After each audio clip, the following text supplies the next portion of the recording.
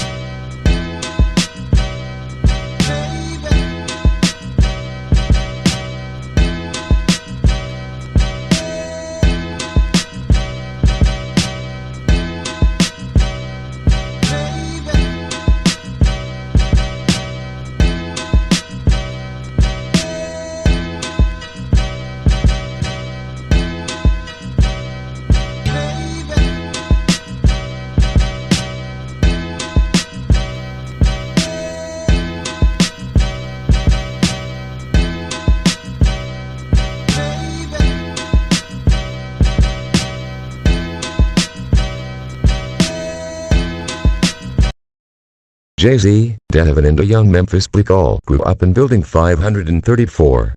Their mothers and siblings were all friends. Sean Carter lived across the hall from DeHaven. They attended the same high school and loved basketball. DeHaven was a solid player, but Sean didn't like physical contact.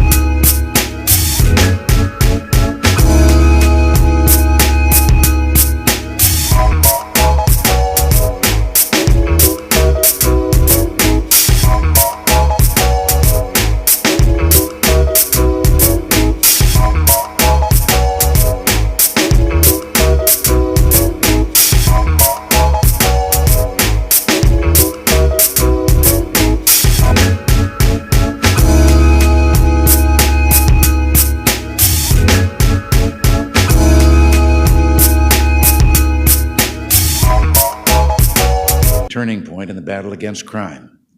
As all of you know, crime today is an American epidemic. It takes the lives of over 20,000 Americans a year, touches nearly a third of America's homes. Economic policies of Ronald Reagan, the 40th President of the United States of America. We're going to take a look at the economic policy that still affects your paycheck to this day.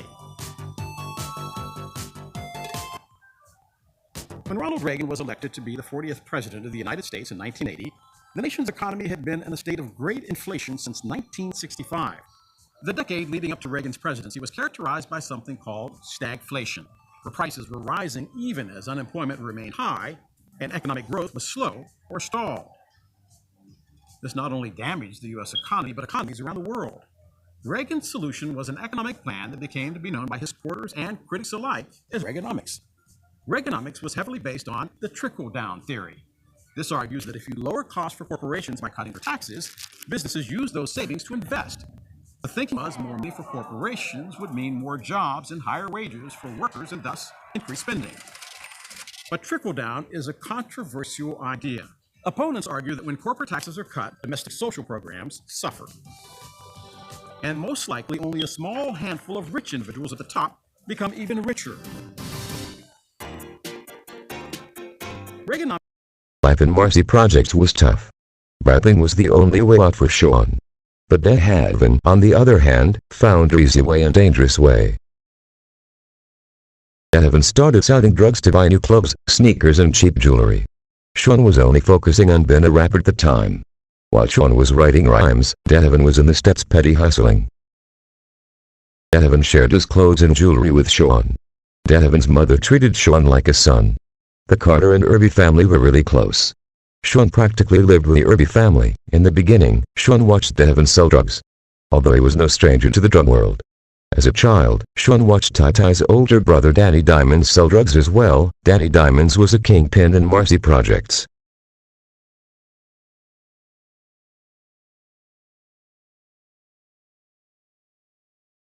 Danny Diamonds and the Marcy Posse sold large amounts of drugs in Marcy Projects. They were a violent crew who didn't play around.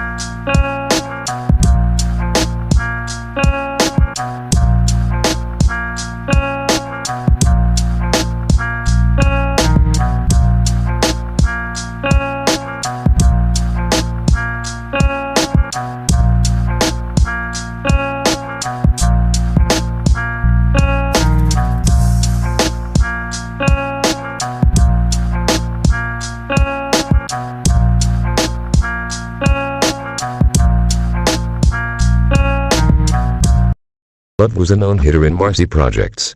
He was one of Daddy's top enforcers. Known to use a gun and known to act a fool. Love played a huge part in making Marcy Projects what it was. Love and Half Pint were two of the most dangerous people in Marcy. The two were allegedly involved in a shooting when a young man was shot over 100 times. Danny Diamonds and the Marcy Posse made Marcy Projects a dangerous place. Sean was blessed in the crew due to being Ty-Ty's best friend. Danny was later killed in a fatal accident.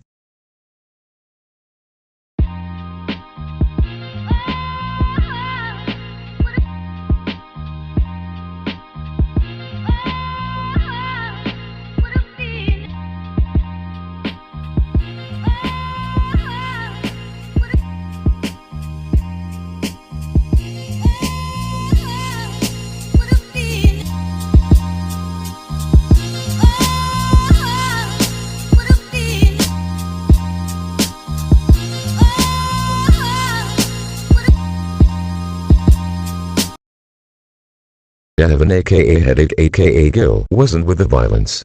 He was good friends with members of the Marcy Posse, but he himself wasn't a member.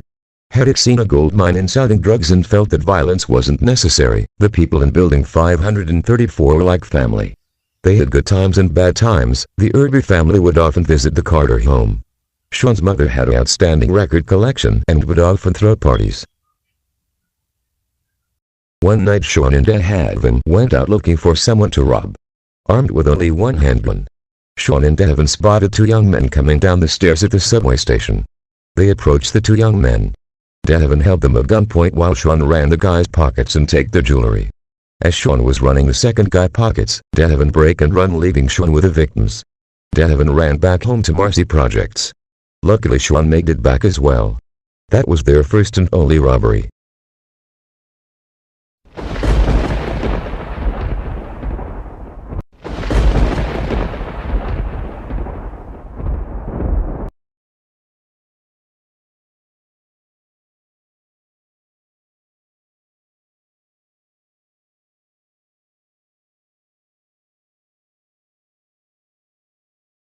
Sean spent a lot of his time writing rhymes and playing basketball. Delavan spent most of his time chasing money and girls. When Delavan was around 17 years old, he started selling drugs for a well-known kingpin by the name of Spanish Jose. Spanish Jose changed Delavan's life. Jose had some of the best cocaine in New York City. Delavan was moving Jeep packs daily. Spanish Jose family owned a small store in Brooklyn. Jose father ran numbers out of the store. Spanish Jose was well known and respected. Sean followed behind Headache.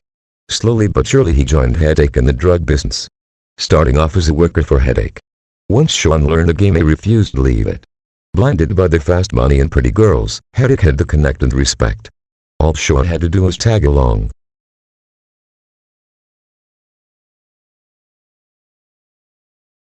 On a new kind of cocaine called crack.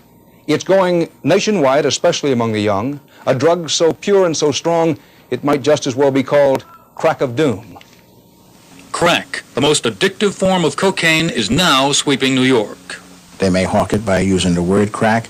They may hawk it by giving signals of some kind. The snapping of the fingers like this, indicating that I got it, or the snapping of an imaginary whip.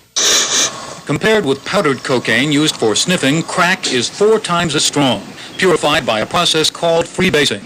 It's sold in solid chunks, 2 or 3 rocks in a vial for as little as $20, ready to smoke. You end up staying up 3-4 days just chasing cracks. Because it's like, bam, you get hit. Within 5 seconds, I would say, after you take it in your lungs, not even, you got that hype. A survey released today of 200 callers to the National Cocaine Hotline shows the use of crack increasing quickly. We found that over 28% of them say that they've already been using crack. Most had gotten rapidly addicted, they said, within 2 to 3 months after starting to use crack. Half of them were under 25, and not just from the nation's biggest cities, New York, Los Angeles, Miami, Chicago. Callers from smaller places, Iowa City, Mobile, also reported using crack. Freebased cocaine can be made by the user with ether. But as comedian Richard Pryor learned when he was injured, that is dangerous. Now it's available ready-made. I'm sure that there are people who would not otherwise freebase, who somehow learned about this intense high, who are experimenting with it, and that's what makes it really dangerous. And ultimately expensive. I went there one evening with like $700 in my pocket, and within an hour and a half I had based it all away. Some crack is coming from the Caribbean. The rest is made in the United States. Officials are determined to crack down on crack per dose, the cheapest, most potent, most addictive form of cocaine ever seen in this country. Steve Young, CBS News, New York. A first look for the West tonight of crimes with not so happy.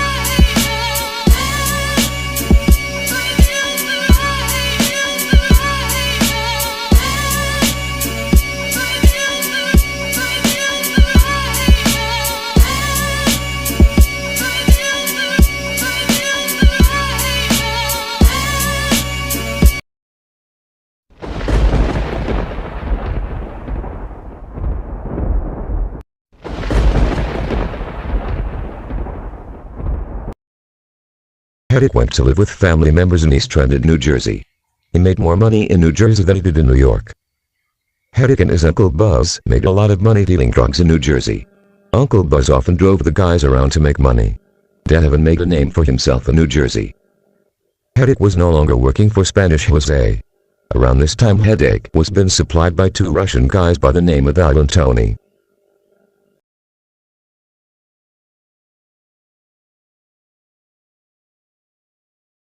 Sean was still living in New York at this time, working on music with Jaz-O. Sean learned a lot from Jaz-O. The two go to London to record Jaz's debut album Word to the Jazz.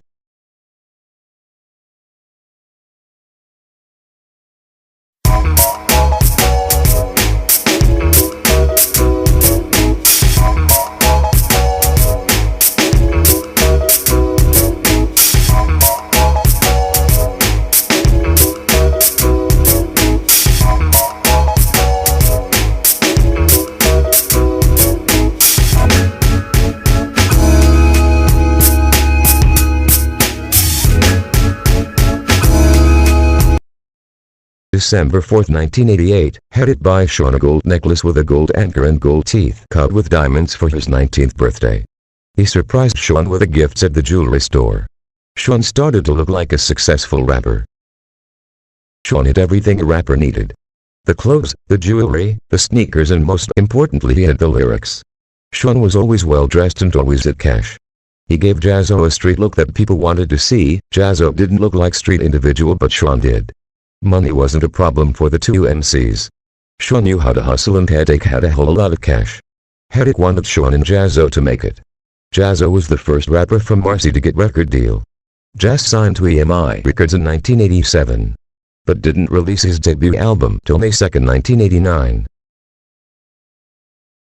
It was time for Sean to get back to work at his real job selling crack cocaine. Hedrick wanted Sean to join his empire in Trenton, New Jersey. Crack cocaine was selling fast in Trenton. Hedrick seen a gold mine. Sean and Hedrick talked Sean's mother into letting him live in New Jersey with Hedrick and his family. Sean learned the game quick and soon had his own team of workers in Trenton, New Jersey. Sean was making a few thousand a day. More on the weekends and double on the 1st and 15th of each month. Business was good for Sean and Hedrick. Hedrick was buying a half of kilo at a time from Al and Tony.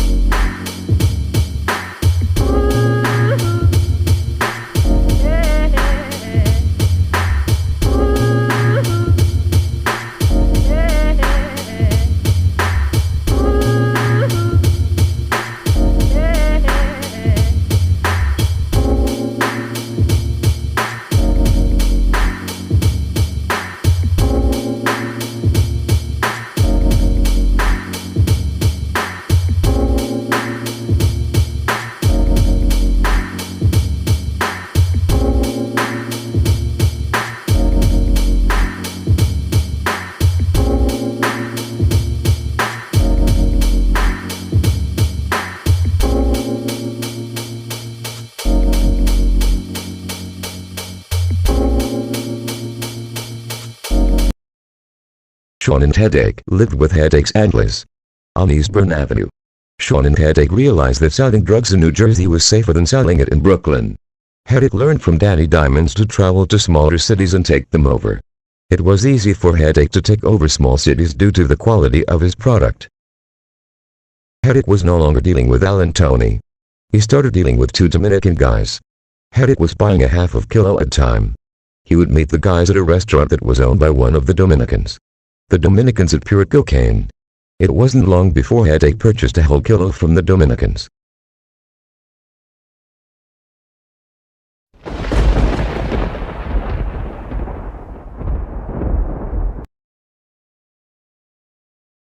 Headache expanded his operation. He had clientele in New Jersey, Connecticut, Virginia, North Carolina and Maryland. In Maryland he met Emory Jones. Emory was a small-time crack dealer at the time. Headache started supplying Emory and his crew with large amounts of pure cocaine. Emory became family and helped take Headache's empire to another level. Headache became a well-known kingpin. He made a lot of money and wasn't afraid to show everyone.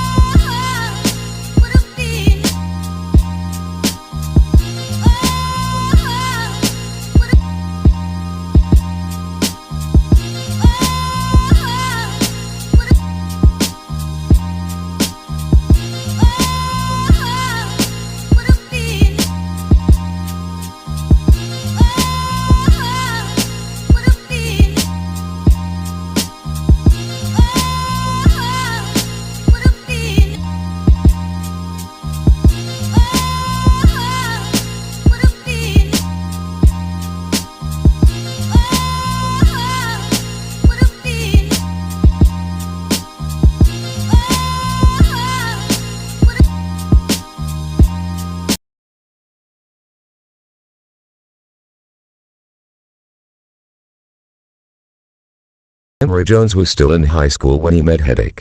Emory was selling crack at an early age. Before meeting Headache, Emory was selling only 8 balls and quarters of crack.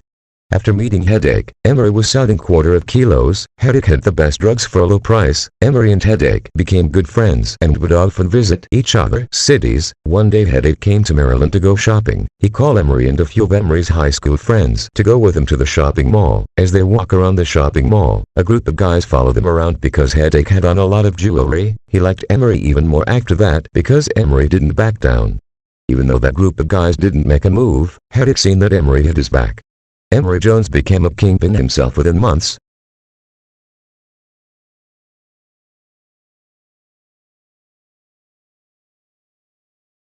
In 1989, Headache's daughter was about to be born. He gets the call in Trenton, New Jersey. Too nervous to drive, he let Sean take over the wheel. Sean speed through traffic and rushed to New York City so Headache could be present when his daughter's born. During the ride to New York City, Sean jokes about Headache passing out watching his daughter been born. Headache told Sean he's the godfather. They make it to the hospital in time, afraid to go alone. Headache asked Sean to come with him. Headache and Sean watch Headache's daughter come into the world. Sean held and kissed Headache's newborn daughter.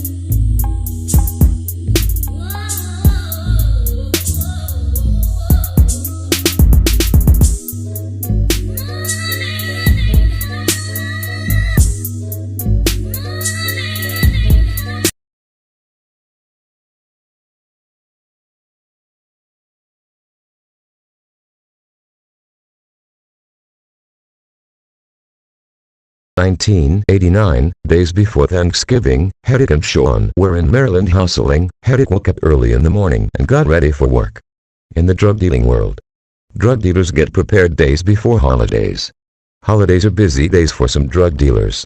Hedrick get dressed and sat to his girlfriend's apartment in the projects with hundreds of grams of top-quality crack cocaine. He sat in the building hallway with a scale and a box of backies. He had 2 workers working downstairs of the building watching out for cops and collecting money. Within a few hours, Hedrick needed more crack. He called up Sean and told him to drop off more. Sean brings Hedrick another few hundred grams of crack. Hedrick sell out again hours later. He called up Sean again. Sean dropped another few hundreds grams off to Hedrick. By the end of the night, Hedrick counted over 30 grand. It was time to head back to New York to spend a holiday with family.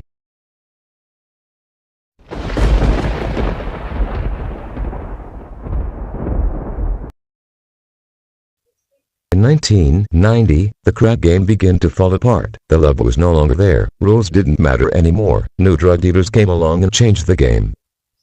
Sean and Hedrick realized that the game was getting out of control when Harlem drug dealer Rich Porter's little brother was kidnapped.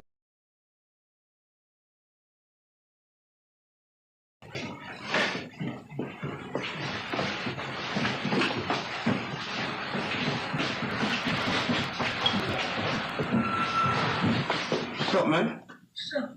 Where you going? School. You alright? Yes, sir.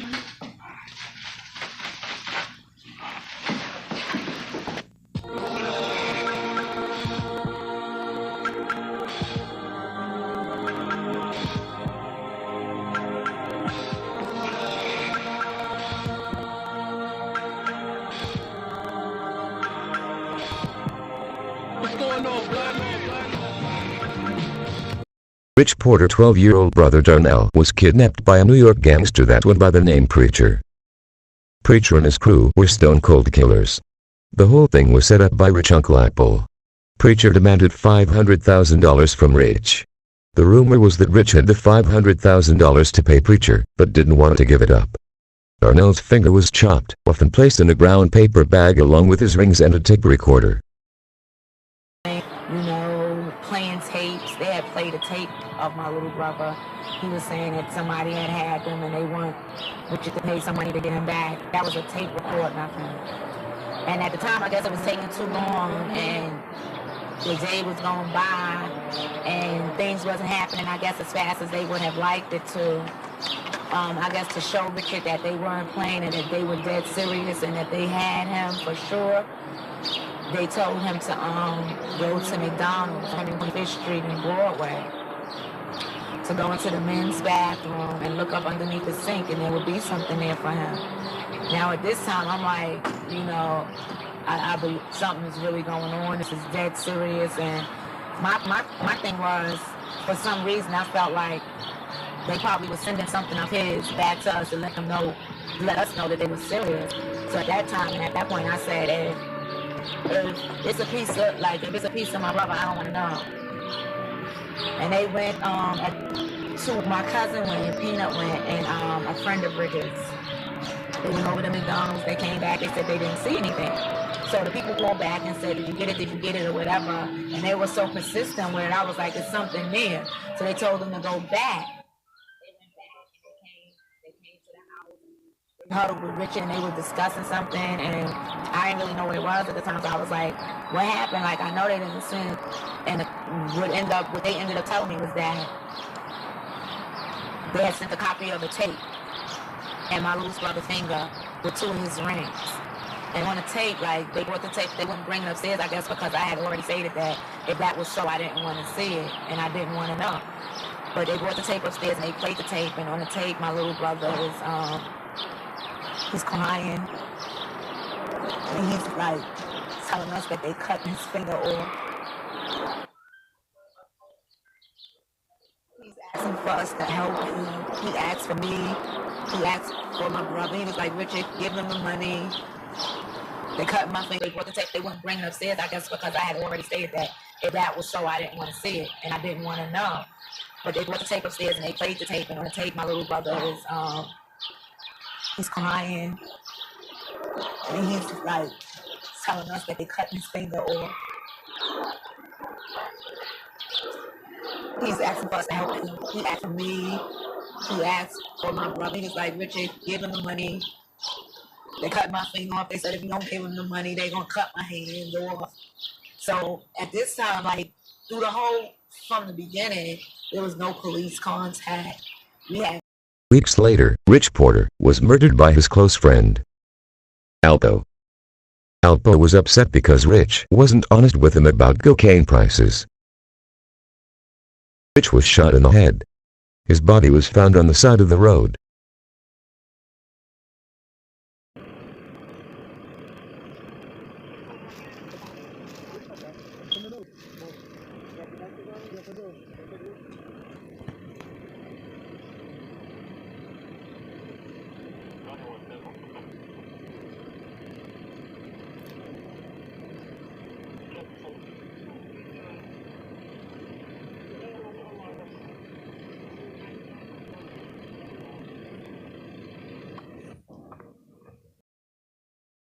Hours later, 12-year-old Darnell body was found dismembered in a garbage bag. The crack game would never be the same. The Porter brothers' murders affected ghettos around the world. Trust no longer existed.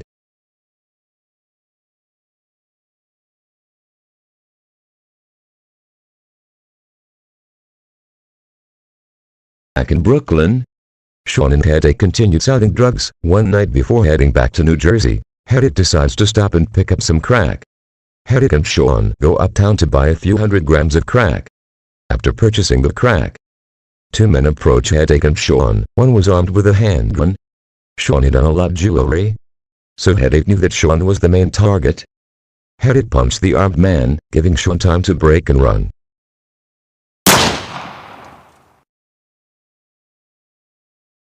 Headache gets shot in the side. Headache and the two robbers take off in separate directions, running down 135th St. Nick.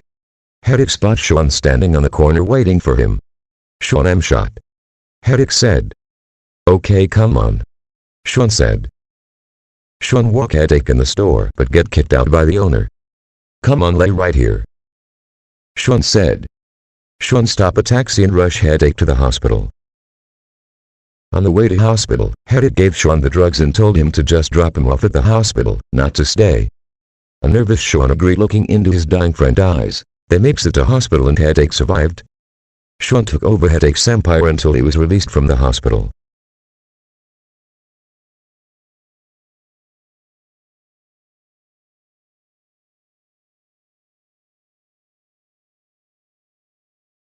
Around this time, Sean and Emery became closer.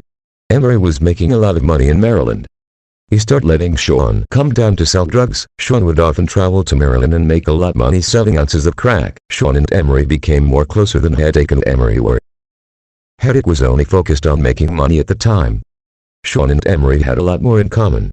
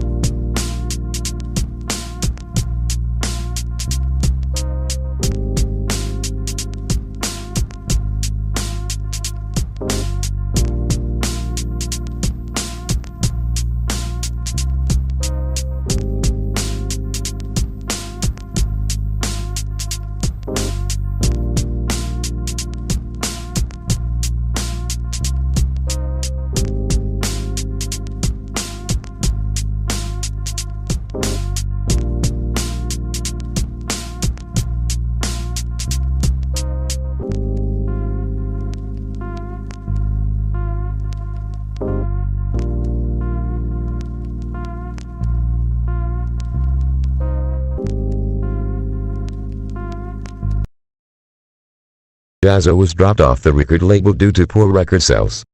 Jaz-O no longer had love for the rap industry. Sean didn't lose his love for the rap game, He kept up with the latest music and hung around hip-hop fans such as his cousin Behi. Behi encouraged Sean to continue rapping. Sean started working with Brooklyn rap legend, Big Daddy Kane. Sean would open up shows for Big Daddy Kane and get the audience hype with his fast rapping style. Big Daddy Kane is arguably the greatest rapper ever. Sean once beaten Big Daddy Kane in a battle rap in the early 90s. Big Daddy Kane's rap career was falling apart. He couldn't help Sean get a record deal.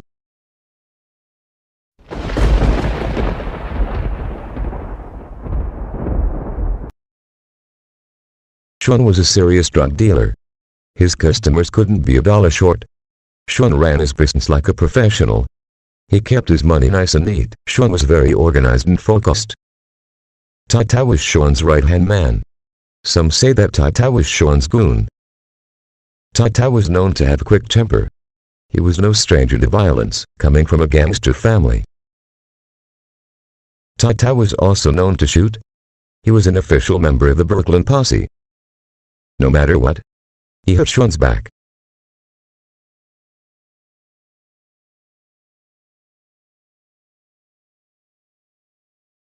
Hedrick went to jail on drug indictments.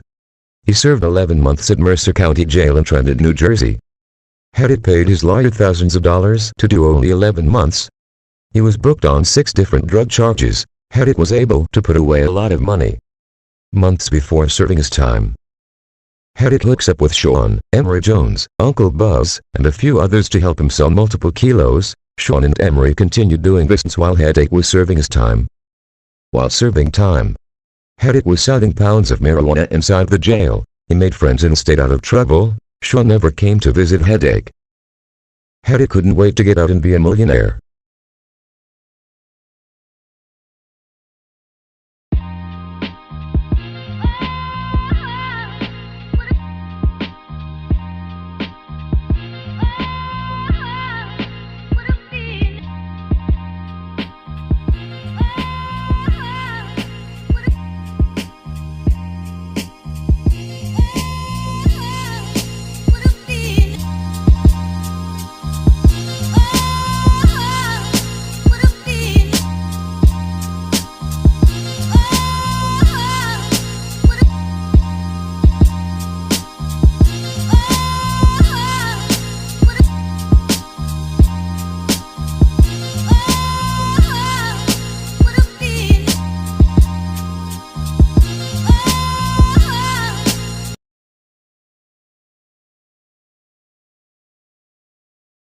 Sean met Damon Dash around 1992. Damon was a drug dealer from Harlem. Damon wasn't making as much money as Sean. Damon was a smart businessman who didn't play around. He's the older cousin of actress Stacey Dash.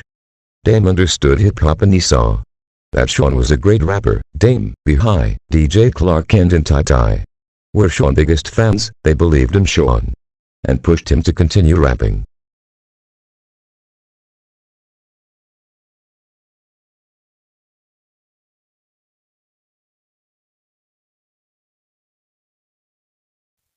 Dame Dash took business serious. He was a true hustler that knew how to talk. He became Sean's manager. Within months he had Sean participating in huge rap battles. Sean went up against rap icons such as LL Cool J, Big L, and DMX, allegedly winning them all. Sean joined rap group Original Flavor. He was the best member in the group, using his fast rapping style to stand out. Around the time, gangster rap was starting to take over. It was time for Sean to switch up his style.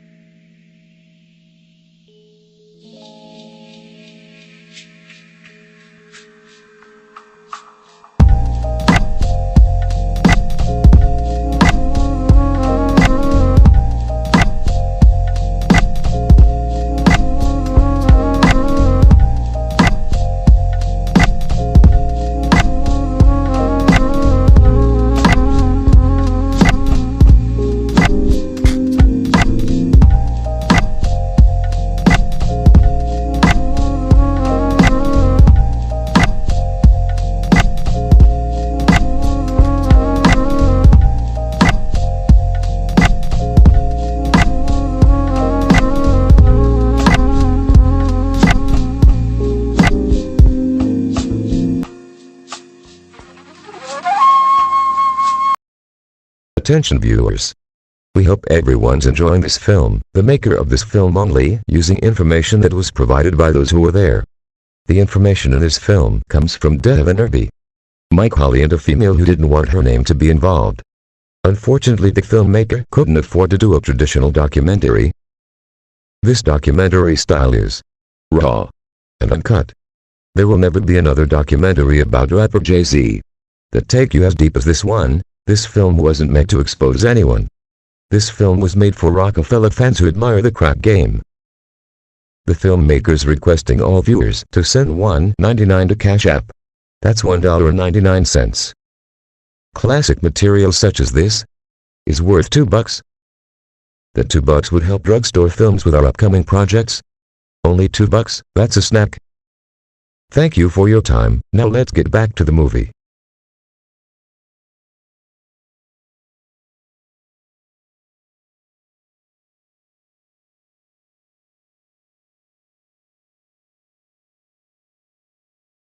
Hadid get out of jail and gets back to business. This time with one goal, and that's been a millionaire. Hadid didn't see much of Sean or Emery around this time. Sean and Emery were still making money in Maryland, Philadelphia, and Virginia. Dame Dash and his longtime friend Kareem Brooks wanted a piece of the action. Kareem Brooks was a drug dealer from Harlem as well. Kareem had the money to help Dame and Sean fund parties, expensive champagne, and small shows. Rockefeller was about to be born.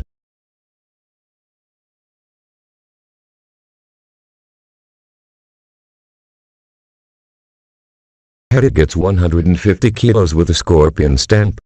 He lined them up against the wall and stared at them, proud of what he had accomplished. Only owning his Connect Johnny $300,000. Around this time Emery was incarcerated for several months. Hadid was back supplying Sean. With the help of his crew, Hadid sold all 150 kilos. Around this time, Sean had an operation set up in Virginia. He was back and forth between New York to Virginia along with Ty and a few others. Still working on music and searching for a record deal, they would soon work out a small deal with Payday Records. But the drug dealing didn't stop. They used drug money to fund studio time and videos.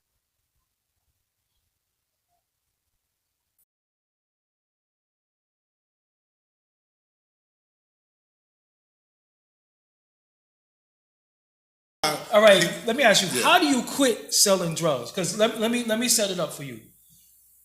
How much money was you getting weekly? Between 40, 60,000. If I'm gonna go hard, if I'm not getting a lot of rest and sleep, I could take down 40 to 60,000. How much jewelry did you have? Because I've been looking at the old picture. Your jewelry game is definitely. How much jewelry did you have? I've been buying jewelry since young, man. I don't know. But I millions. mean, I went through $1 million, millions in jewelry? Nah, I went through a lot of bread in jewelry. Where's all the jewelry? It's a story. It's one time. I got a crazy. I read one. My baby mama took a hammer to like $60,000 worth of jewelry. She's still alive? I ain't even gonna front. So, yeah. Because I would have been. I don't know. That would have been. She said, "You took that bitch with you down in Maryland." Man, my baby mama trans. She said, "You took that bitch with you in the train?" All right, threw my bag. She said, "Here, take your bag and shit." I thought it was some clothes. That shit hit the floor. Was this the rope or? That was all that. It was a rope and some other. That's what got that snake. The cable with the snake. Gotcha. Because my man had to melt all that shit down and he made the snake. Oh, gotcha. It was hard. Your Russian homies. Yeah, my Russian homies. Yeah. What's his name? Al and one of Al and Tony, man. Shout out to Al and Yeah. Tony, man. See, I read the story. See, I read your shit. I'm on, I'm on it. So he gets back, and then you came across your lawyer gave you some wiretaps. Yeah, the evidence, the discovery. So nowhere was you in the discovery. Man, I wasn't in nothing, yo. And that's what got a part with quitting the game. You understand what I'm saying? You just said how you quit the game. It's just fate. You felt the heat, or was it just? I felt the heat. It's a gut, is you already got a gut feeling. I felt the heat. And it was too much money. It was like everybody had money. And it was about to be a conflict with Emory amongst my people with circles, amongst our circle. It was going to be a conflict. Got you. So with all that said and done, one night I was just sitting at the crib and I was counting money. I was in my little counting room and I had like $300,000 laid out counting. My little shorty just came in the room. She was like, she busted in the room. You know, I usually do that late night on the sneak tip. You don't want them to see how much. She came in there and she was like, "What's all this money, yo?" She was like, "When isn't enough enough?" You know what I'm saying? We had cars, condos all over the different cities, business. And I was like, this? I go crack open a couple of vacuum cleaners and this and that. All together, that shit ended up like being close to $420,000 cash. And she was like, "That ain't enough?" I was like, "You know what? I quit." You know what I'm saying? 2 weeks later, I was packed up, man, packed up down 95, man, and moved to North Carolina. I moved to Chapel Hill, North Carolina, and just chill. So when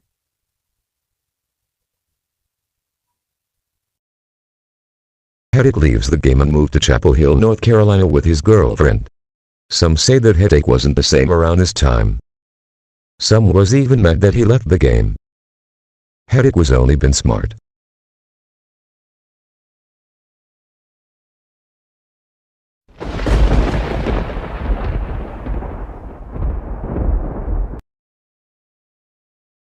In 1994, Hedrick was no longer in the game. Sean, Dame, Kareem, and Emory were still living the illegal life. Emory became very successful in the drug dealing business. He once took the crew to Las Vegas, Nevada and spent thousands of dollars on everyone. He then got the name Emory Vegas Jones. Emory was running a drug ring in Maryland. At this time, Sean, Ty and the crew was running a drug ring in Virginia. Sean was in Virginia selling ounces of top-quality crack for $1,100 a pop. Sean was making good money. Him and Ty shared a duplex in New York. Sean would often sleep with different females and get drunk with Dame and Kareem. The crew would soon reach another level.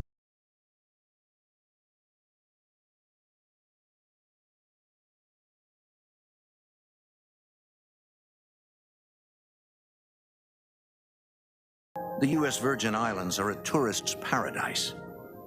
Lush tropical islands and miles of sandy beaches, all in America's backyard. But these islands hold a dark secret. Law enforcement refers to them as the cocaine funnel. Because they are located halfway between South America and the U.S. mainland, drug gangs use the islands to ship large amounts of cocaine into the U.S. Starting in the early 90s, a drug gang called the Island Boys shipped thousands of kilos of cocaine into the U.S. through the Virgin Islands.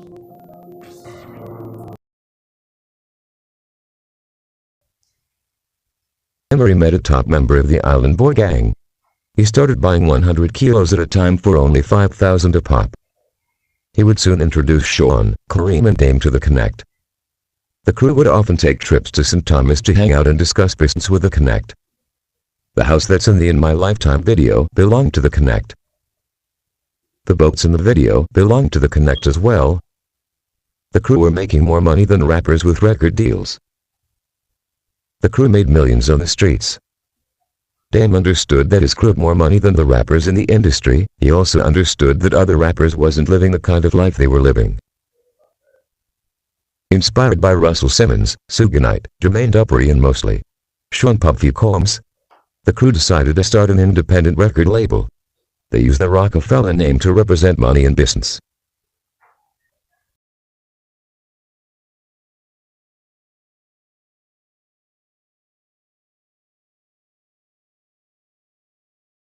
Sean moved into an apartment at 560 State Street, downtown Brooklyn.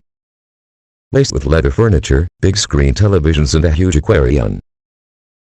Sean would often watch gangster movies such as Casino, Goodfellas, A Bronx Tale, and Scarface, among others. He didn't use drugs and he was careful with his money.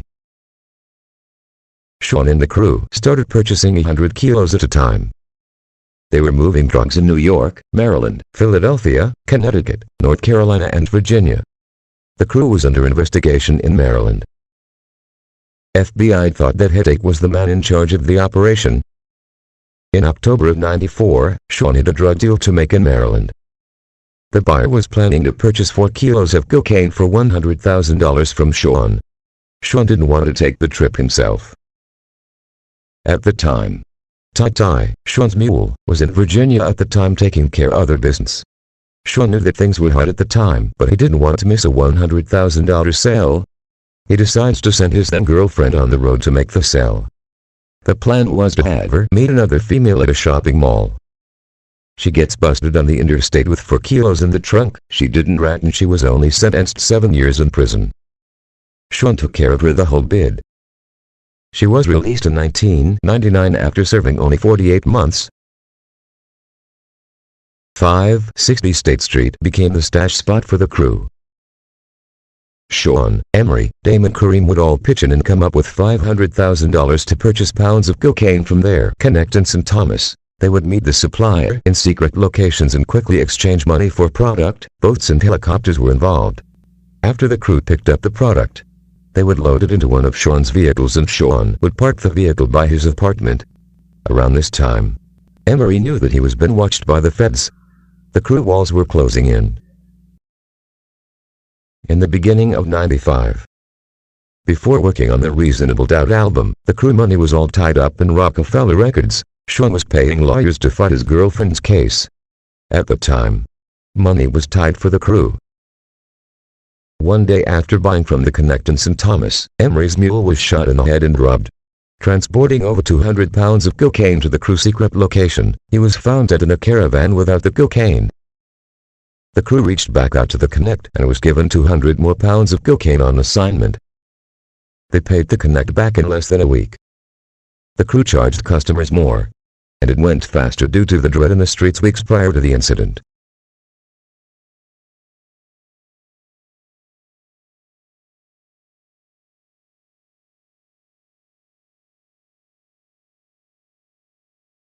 Emery and his men went on a hunt after the 200 pounds of cocaine was stolen. The crew knew that it was an inside job and they had an idea who was behind it. Meanwhile in St. Thomas, a drug war erupted. Other gangs came together to attack the Island Boys. The crew's Connect close friend and supplier got shot several times leaving his home in St. Thomas. He survived. Sean and the crew visited their friend at his home when he was released from the hospital. 3 months later he was shot again. This time he didn't make it. The Island Boys then went on a killing spree. The Connect left St. Thomas due to the violence.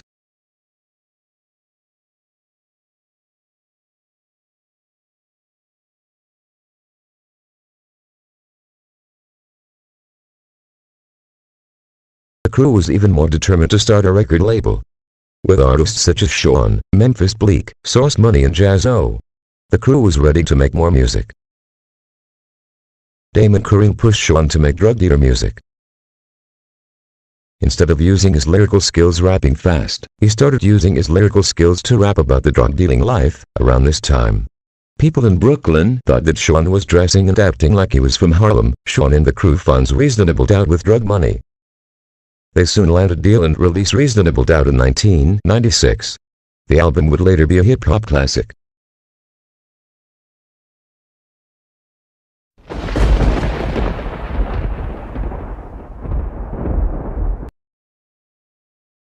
The crack game was slowly changing. The crew were no longer purchasing 100 kilos, and the rap money was coming slow at the time.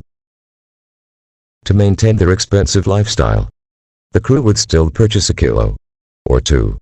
Sean didn't want to rap anymore. He realized that the rap industry was similar to Santa Claus. Sean Puffy Combs had just signed a $30 million deal with Arista Records around this time. That inspired the crew to continue working. Sean and the Notorious B.I.G. became good friends and hung out often. March 9, 1997. The Notorious B.I.G. was shot dead in Los Angeles, California, leaving a party. Months later, Sean Puffy Combs produced Sean's sophomore album, In My Lifetime Volume 1.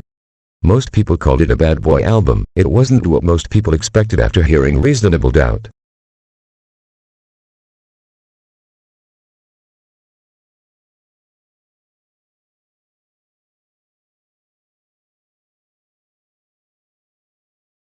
Hedrick came back around right before Reasonable Doubt was released. Hedrick had become a janky promoter. He booked Rockefeller to do a show. But the show was a failure due to bad promotion. Hedrick and Dame Dash had a heated argument over the situation.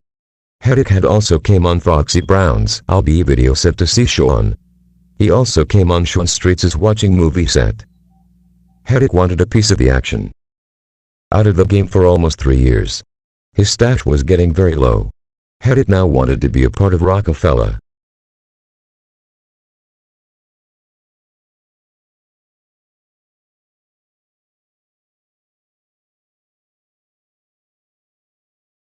After the release of In My Lifetime, Emery, Hedrick and a group of other guys were hit with conspiracy indictments.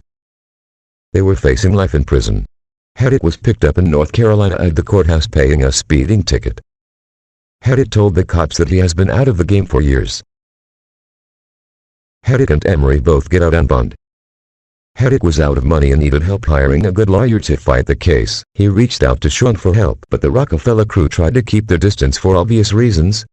Hedrick even attended one Sean shows in North Carolina. After the show he approached Sean's vehicle. Sean's security slams the door and they pull off. Hedrick later catch up to Sean. On MTV, Jay-Z is in a club. Beanie Siegel jumps over the banister about to fight. We all saw that. That was live. You was there. I was there. Was that the last conversation you had with That Jay-Z? was about the last conversation I had before my trial, where, he looked me in my face. It was like, yo, don't even worry about it. I got you for a lawyer. It was like, don't sweat it. During this trial with it? During the Fed trial, I was actually, out on home monitor. I was on bond, and I ran him down in North Carolina, and he was like, we talked. He was like, yo, don't worry about it. And I ain't seen him since. Damn, that was MTV. That was MTV. Don't even fucking produce shit like that. When was the last?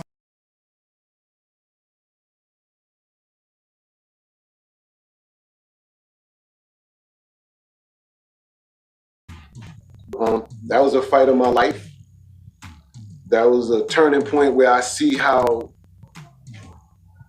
they was gonna leave me, how they was gonna just sacrifice me, how they thought that I was gonna get life. Emery, Jay, mainly Jay and Emery.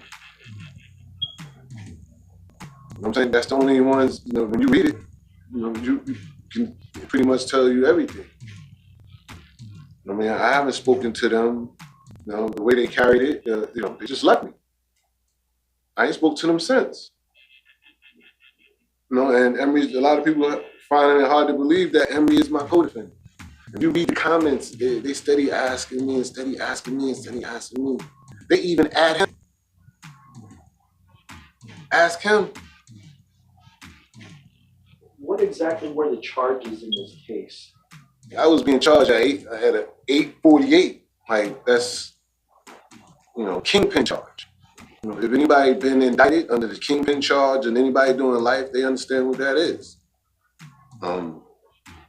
Government tried to say that I was responsible for 85% of the cocaine that was coming in on the Eastern Shore.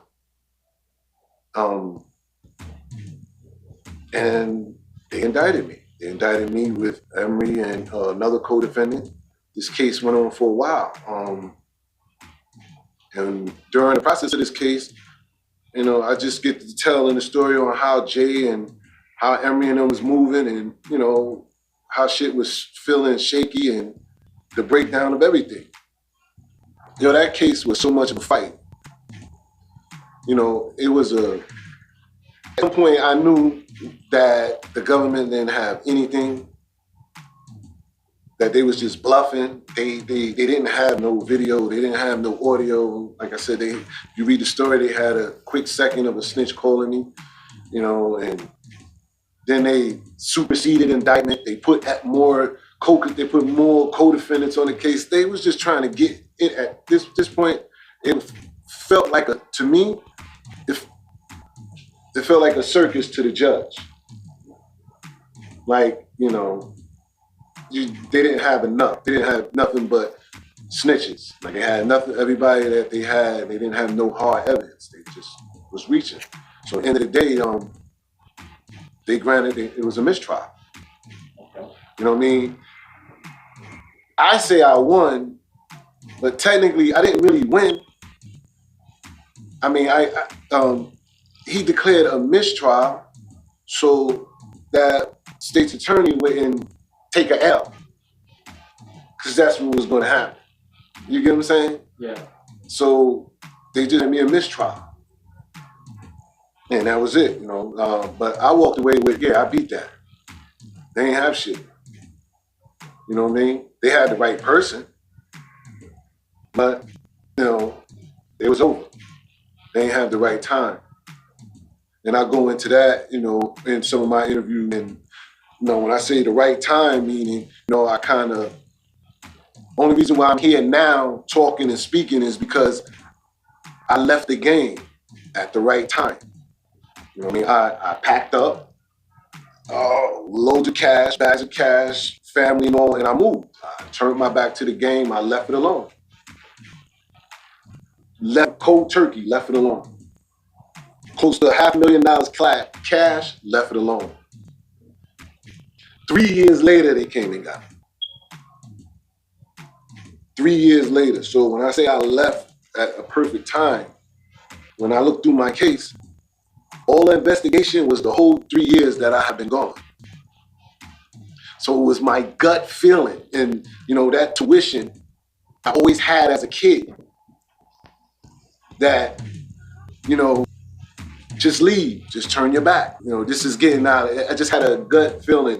This was the drug epidemic at the time was outrageous. You know what I'm saying? It was like an epidemic, and I just felt like I would be uncomfortable. It's my time, and I left, and that's what saved me. So when I say they had the right man, but the wrong time, that's how it works.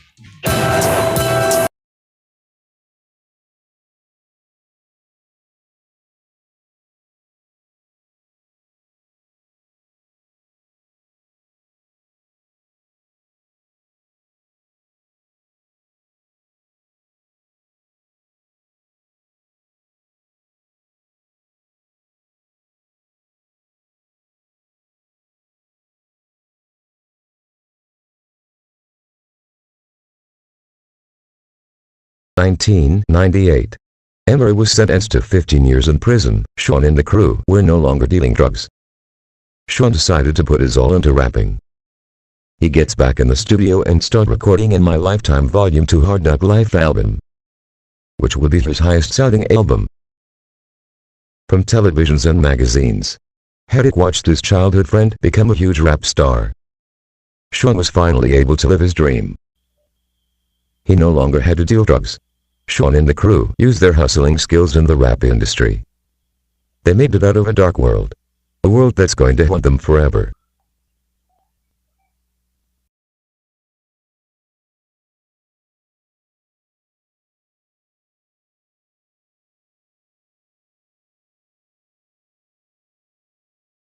In 2001, Hedrick was sentenced to 5 years in prison on old drug charges. During his bid, he asked his mother and sister to try and contact Sean. Sean wasn't anywhere to be found. It was clear that Sean wanted no dealings with Hedrick. A stressed out, upset and confused Hedrick couldn't wait to be released to talk to Sean. I'm gonna show you how you hold shit down. I'm gonna let you know about how that shit went down. I'm gonna let you know how foul Dame is and shit, you know what I'm saying? I'm gonna let you know how foul all them niggas is. Ty is right, Jay so-called right hand man, oh fuck him, Ty been biting bulls for a minute. I ain't gonna let this shit ride. When y'all hear this one, y'all gonna look at this nigga in a whole different way. All this time y'all been talking about y'all respect this nigga, man, fuck this nigga, man. Let y'all know why the streets is fucked up and why I had to do this and shit. People be like, yo, is this about some money and shit, or is you fucked up? Yeah, it got something to do with that. But it's a principle to the game that you ain't paying what you owe to the niggas that put you on there. So we gonna go into all that shit, and then we get from there. Whatever happens after that, I don't give a fuck, you know what I mean? But the book, when they read and see how foul your mama is, how foul your sisters is, and all that shit, then that's what's the shit they gonna really be. They gonna realize by you all fuck the person. You know what I'm saying? I'm gonna let you know how you was sleeping in my mom's crib and shit. How my moms used to come get you and shit for fucking when you get locked up. Shit, your own moms don't know. You know what I'm saying, nigga? How she was taking us to the clinic when we was burning and shit, when we was fucking the same bitch? Your moms know that? So now your moms don't even know our relationship, son. This shit get ready to go way deeper than you ever gonna imagine, you know what I mean? Like I said, I got you, I'm back now, you know what I'm saying? I'm back now. I'm going back to NY, I'm staying in Brooklyn and let them know everything and shit.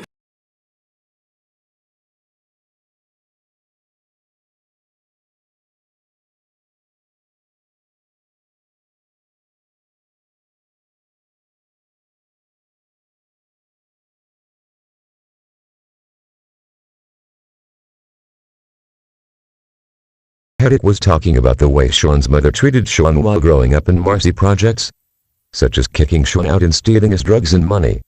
Hedrick knew that Sean's mother was a lesbian and a drug user. Sean even sold crack to his mother and her company. Sean was the black sheep of the family. In 1985, at the age of 15, Sean's older brother Eric had stolen one of Sean's gold two-finger rings. Sean shoot him in the shoulder and then flee to Jazzo apartment in Marcy projects. Today, the huge rap star lie about the age he was when shooting his older brother.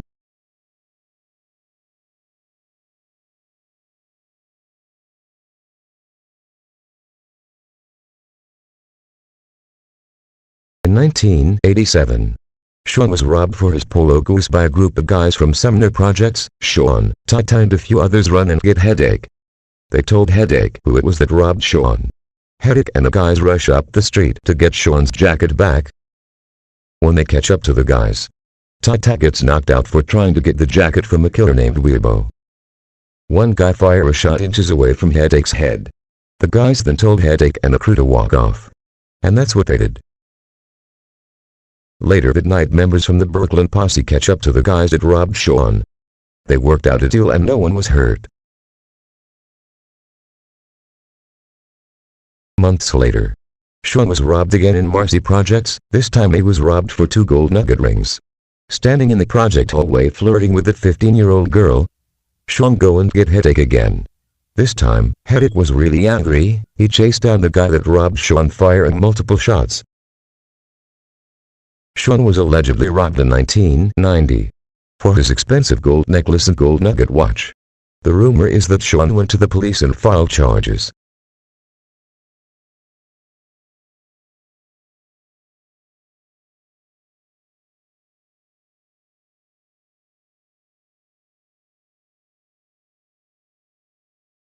Around 1993, when Hedrick was still in the game, Dame Dash and Kareem heard about the prices that Hedrick was paying for a kilo. Dame Dash went to Hedrick and asked him to introduce him to the Connect. Hedrick did Dame that favor and didn't ask for anything in return. In the drug dealing world, hustlers don't share their connects. Hedrick feel that Dame Dash know him for the favor.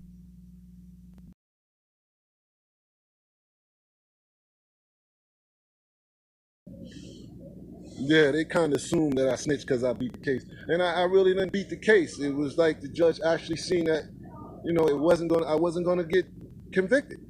So he kind of like really just threw it out, just stopped. It was a waste of time. So, you know, that's how that worked. What about Corey? Rest in peace. Yes. You know, a lot of people don't know about that with, you know, Corey, rest in peace. Yes. You know, a lot of people don't know about that with, you know, a lot of people don't know about that with, you know, it's. What about Corey? Rest in peace. Yes. You know, a lot of people don't know about that with, you know. Disconnect started when it came conflict within our circles. So it was beef. And that's, you know what I'm saying? It wasn't beef, it just was conflicts. Okay. You know what I'm Money saying? Pride and ego situations and the money shit that we could have got by. Greed. You understand what I'm saying? Distrust. You know what I mean? It was a certain time where I wasn't on the street. Shit just happened. You know what I'm saying? Out of my control, and you know, and people make certain choices that they shouldn't have made, and it caused conflict, and one thing leads to another. That's it.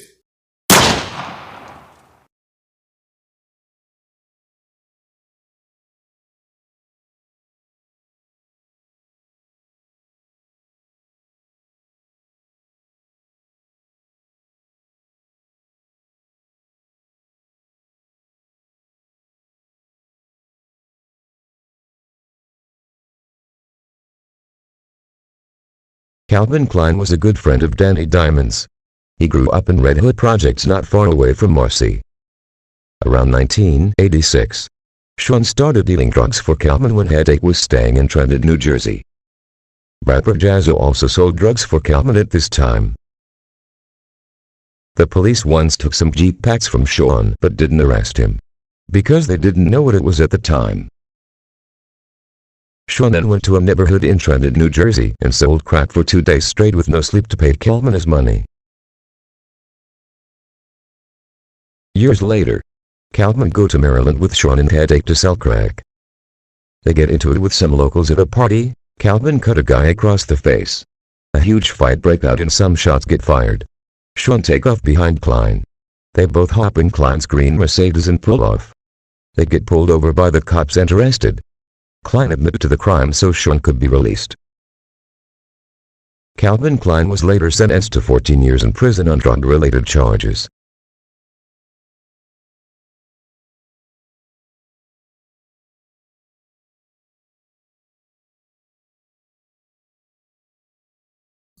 And, here we are. So everybody want to know, where did the if y'all all was getting money together, you left the game. So was you disconnected from them from leaving the game, or when The disconnect started when it came conflict within our circles. So it was. So now I'm gonna go back on you. Rockefeller is a thought. From what we hear about Rockefeller, and I don't want you to say anything that could get motherfuckers, to go in some files and no shit, but you were a part of the foundation of Rockefeller. No doubt. In more ways than one. No doubt. We ain't saying a lot about that. Hell no. Like, I am the foundation. I put a lot of work in. You know what I'm saying? People that I introduced him to that he with now put work in. Like, you know what I'm saying?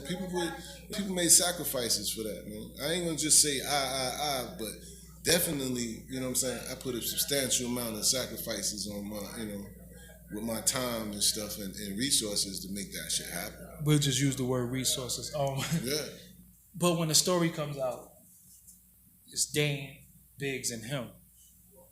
Why? I mean, for obvious reasons, I can understand why you might not be mentioned, but they was openly admitting that they used their drug money to start a record label, but they won't say you helped anybody who was behind it. Yeah, I mean, I can go. Maybe they did. Okay. Maybe they did. Maybe I wasn't a part of that time right there. They used theirs. All right, then they probably used theirs. But at some point, how did they get theirs?